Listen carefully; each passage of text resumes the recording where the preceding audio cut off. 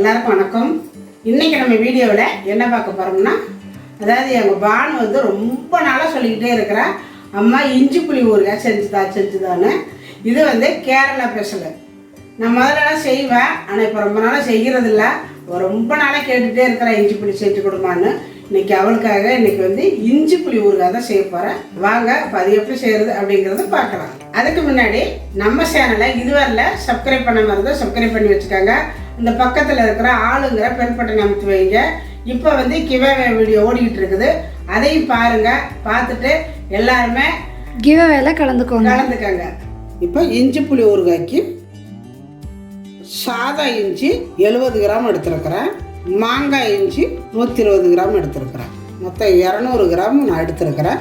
இதில் வந்து சாதா இஞ்சியில் நல்ல காட்டு இருக்கும், இதில் ரொம்ப காரம் இருக்காது, நல்ல வாசமாக இருக்கும். ஊறுகாய் ரொம்ப வாசமாக இருக்கும். அதனால் இன்றைக்கி நான் 2 இஞ்சியுமே சேர்த்து நான் மாங்காய் இஞ்சி தான் செய்ய போகிறேன். அதுக்கு 2 இஞ்சியுமே எடுத்து நல்லா தோல் சீவிட்டு கழுவி எடுத்து வச்சுருக்கிறேன். இதை நம்ம வந்து பொடியாக வெட்டுறதுனாலும் வெட்டிக்கலாம், இல்லை சிரவுறதுனாலும் சிரவிக்கலாம். இப்போ நான் வந்து சிரவிக்க போகிறேன். இது வந்து சிரவிக்கலாம். இது மாதிரி நல்லா பொடியாக சிரவிக்கங்க.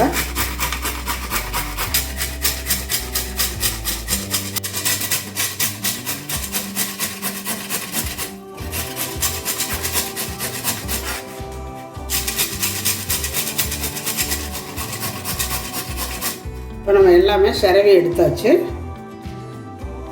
50 கிராம் புளி ஊற வச்சுருக்கிறேன். நீங்கள் வெறும் இஞ்சி மட்டும் போட்டிங்கன்னா கொஞ்சம் கூடவே போடணும் புளி. நான் வந்து மாங்காய் இஞ்சி சேர்த்துருக்கிறதுனால 50 கிராம் போட்டிருக்கிறேன், கரெக்டாக இருக்கும். இப்போ இதை நல்லா ஊறிடுச்சு. இப்போ கரைச்சி இதை எடுத்துக்கலாம். இப்போ அடுப்பத்தை வச்சுட்டு உடச்சிட்டு அடுப்பில் வச்சுருக்கிறேன். இதில் இப்போ நம்ம எண்ணெய் விட்டுக்கலாம். அவங்க தேங்காய் எண்ணெய் விடுவாங்க, நான் நல்லெண்ணெய் விட்டுக்கிறேன். கொஞ்சம் எண்ணெய் கூடவே விட்டுக்கோங்க. எண்ணெய் காய்ஞ்சது கொஞ்சமாக கருவேப்பிலை போட்டுக்கோங்க.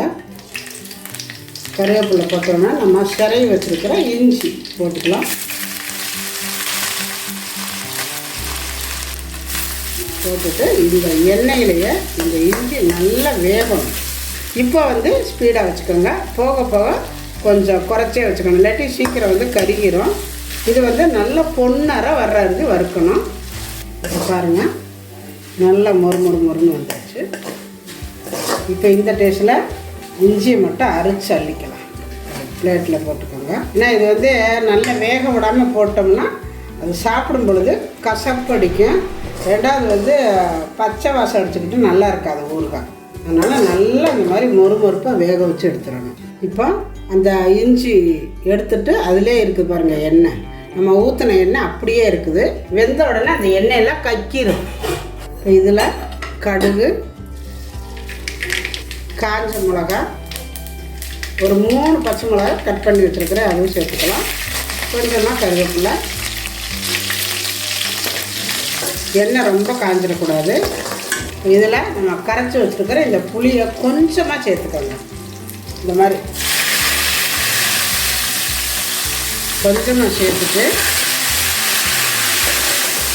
அதாவது எண்ணெய் வந்து நல்லா சூடாக இருக்கும். இதில் வந்து நம்ம தூள் ஐட்டம்லாம் போட்டோம்னா அந்த சீக்கிரம் கருகிரும். அதனால் கொஞ்சமாக தண்ணி ஊற்றிட்டு இப்போ அதில் கொஞ்சம் போல் மஞ்சத்தூள், அதாவது 1/4 ஸ்பூனு மஞ்சத்தூள், 1/2 ஸ்பூனு வெறும் மிளகாத்தூள் விட்டு நல்லா கிளறி விட்டுருங்க.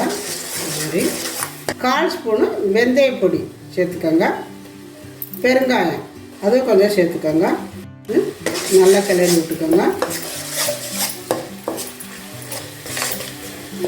நல்லா இது கொஞ்சம் நேரம் அந்த எண்ணெய்க்குள்ளே வேகணும்.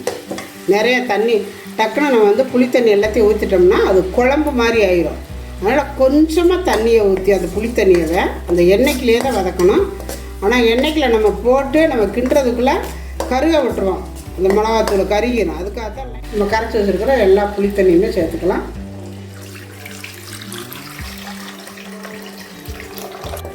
இப்போ நல்லா அடுப்பை ஸ்பீடாக வச்சுக்கோங்க.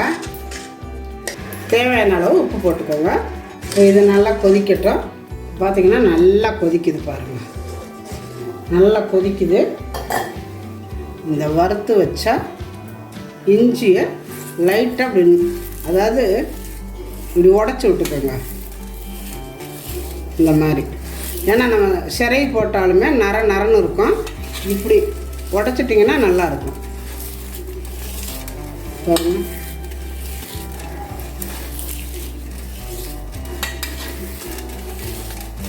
அப்படி பாருங்கள், இப்போ நல்லா உடஞ்சிருச்சு. இது ஈஸியாக குழந்தைங்க சாப்பிட்றதுக்கு நல்லாயிருக்கும். நீங்கள் இதை எடுத்து இதில் சேர்த்துக்கலாம்.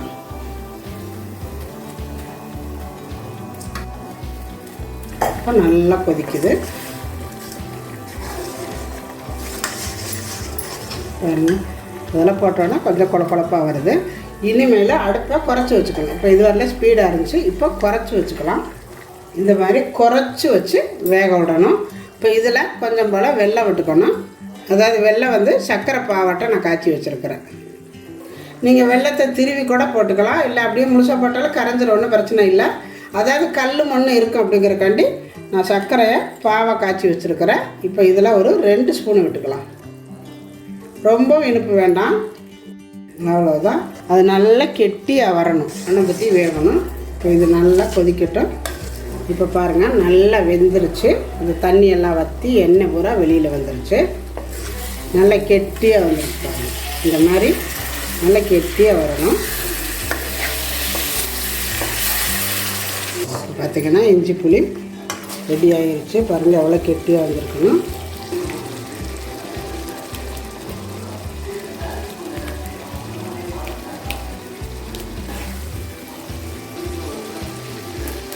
அவ்வளவுதான். இப்போ இறக்கிக்கலாம். இதை இறக்கி வச்சிட்டோம்னா நல்லா ஆறினோன்னா கொஞ்சம் இன்னும் கெட்டியாக வரும் பாருங்கள். இப்போ பாருங்கள் எவ்வளோ கெட்டியாகிருச்சு. ஏன்னா நம்ம ஃபஸ்ட்டு எடுக்கையில் கொஞ்சம் லூஸாக இருந்துச்சு. இப்போ பாருங்கள் இந்த அளவு கெட்டியாகிருச்சு. இப்படி தான் இருக்கணும்.